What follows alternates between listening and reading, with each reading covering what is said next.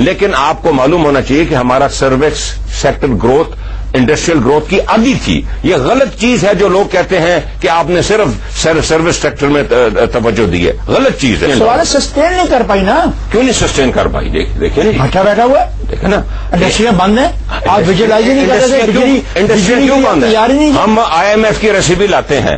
ہم mark up rate کو ہم کر دیتے ہیں 20%. آپ بجلی اور بجلی آج کل آپ کو پتا ہے کہ پنجاب کی فیکٹریوں کے لیے بجلی بھی بند ہے اور گیس بھی بند. آپ کی وجہ سے گیس بھی بند. ٹھیک ہے.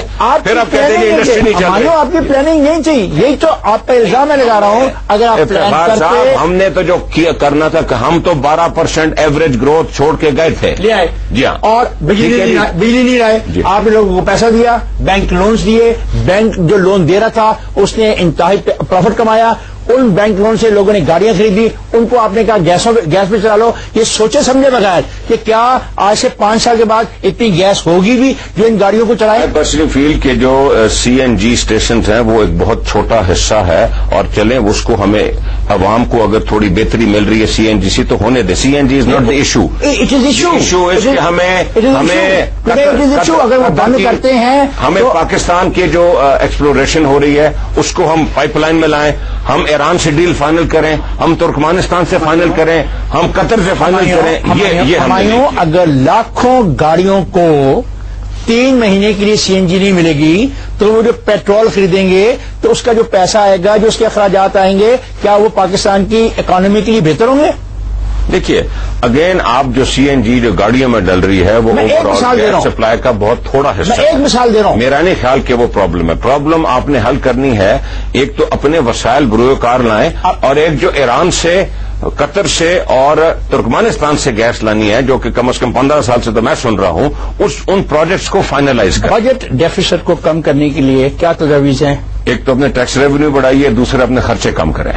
ہمارے بہت زیادہ خرچے ہوتے ہیں جی, جس میں ابھی تک میں گارنٹی سے کہہ سکتا ہوں کہ 1% کسی نے کم نہیں کیا. کون سے ایسے سیکٹر ہیں اگر ہم ان میں انویسٹمنٹ کریں تو with in shortest possible time ہم پیسے زیادہ کما سکتے ہیں اور اپنے پاؤں پہ آہستہ آہستہ کھڑا ہونا شروع کر سکتے ہیں؟ اس وقت تو جی ٹوٹلی آپ انڈسٹریل سیکٹر کو انکریج کریں کہ وہ اپنے آپ کو جو کیپیسٹیز ہم ملک میں لگا چکے ہیں وہ بروئے کار لا سکے.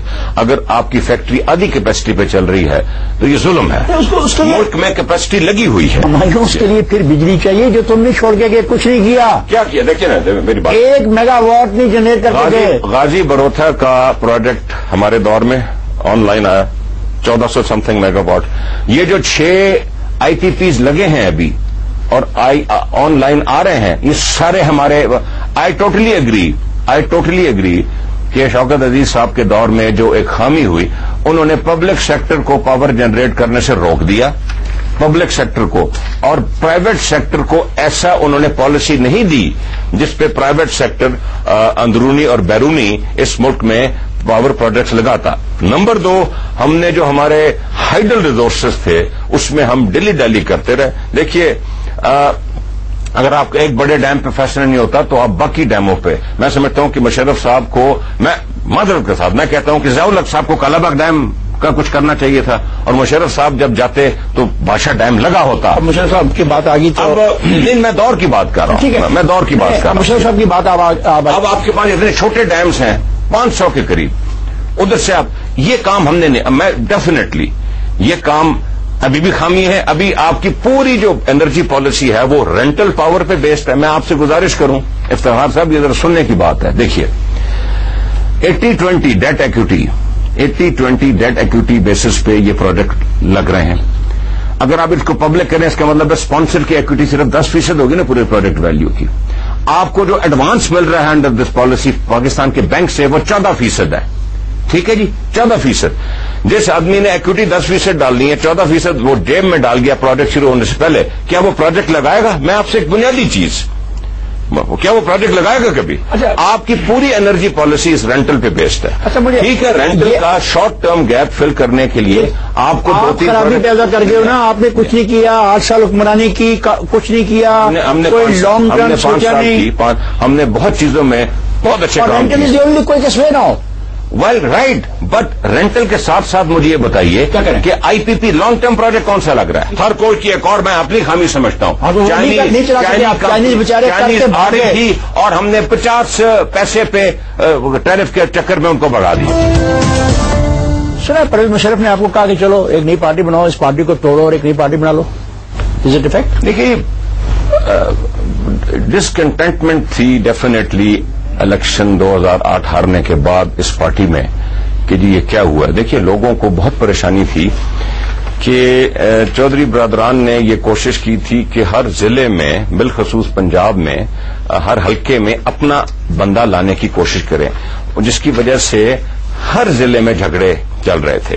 میں آپ کو یقین سے کہہ سکتا ہوں کہ اگر یہ چودھری برادران کی کوششیں نہ کی جاتی تو ہم پنجاب اسمبلی میں بھی زیادہ بندے الیکٹ کرا کے لاتے اور نیشنل اسمبلی میں بھی زیادہ۔ یہ الزام ہے کہ الیکشن 2007 میں پارٹی کے امیدواروں کی جب نامزدگی ہو رہی تھی سب سے زیادہ مداخلت آپ لوگوں نے کی، آپ نے طارق عزیز کو استعمال کیا، مشرف کو استعمال کیا اور کنفیوژن پیدا کیا، اور اس کنفیوژن کی وجہ سے جب الیکشن ہوا تو آپ الیکشن ہارے۔ ٹوٹل بات اس زمانے میں مشرف صاحب ٹکٹوں پہ چودھری پرویز الہی اور چودھری شہزاد حسین کی سن رہے تھے، یہ اب ہر چیز سے مکر گئے ہیں، یہ اب این آر او سے بھی مکر گئے ہیں، خود مشرف کو ترلے کر کے 100% میں یقین سے کہتا ہوں میرے سامنے کی باتیں ہیں کہ مشرف صاحب نے کہا جی کہ بے نظیر کو این آر او دیں، کہ بے نظیر کو تیسری ٹرم دیں، اور انہوں نے کہا جی کہ اگر تیسری ٹرم دی تو وہ وزیر اعظم بن کے دبئی سے واپس آئے گی، آپ اس کو این آر او دیں، ہماری آنکھوں کی بات ہے۔ اب یہ مکرتے ہیں، اسی طرح یہ غلط کہہ رہے ہیں۔ ان کی کوشش یہ تھی کہ یہ وزیر اعظم بنے، یہ ہر حلقے میں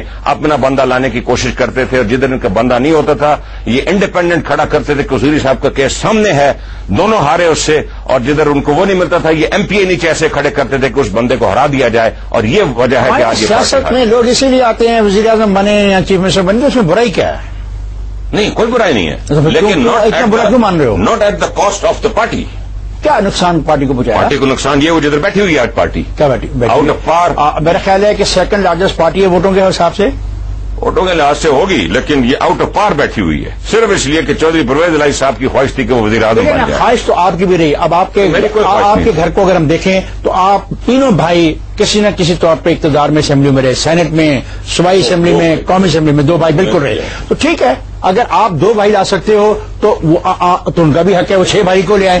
یہی تو مانوسی سیاست چل رہی ہے اس ملک کے اندر۔ میں دیکھیے اس میں فرق ہوتا ہے کہ بھائی اسمبلی میں بیٹھا ہے نہیں بیٹھا، اس سے فرق یہ ہے کہ ایک پارٹی کا سربراہ جب وہ اتر رہا ہے تو وہ کہہ رہا ہے کہ میرا بیٹا لگ گیا، میرا بھائی لگ گیا، وہ اور چیز ہے، وہ اور مجھے ایک بات تو آپ کی نواز شریف سے بھی نہیں بنی۔ نہیں میری کب نہیں بنی؟ نواز شریف آپ کا اختلاف ہوا اور نواز شریف کے ساتھ ٹھیک ٹھاک ہوا، حلقوں کے معاملے میں ٹھیک ٹھاک اختلاف ہوا نا۔ اچھا اب یہاں پرائم منسٹر بن رہے تھے اور پرائم منسٹر بنتے بنتے آپ رہ گئے، کبھی زندگی میں آپ کھل کے بات کرتے نہیں ہو کہ یہ پرائم منسٹر آپ کیوں نہیں بنے، بتاتے بھی نہیں ہو، مجھے سمجھ نہیں آتی، نہ آپ سامنے صاحب کھل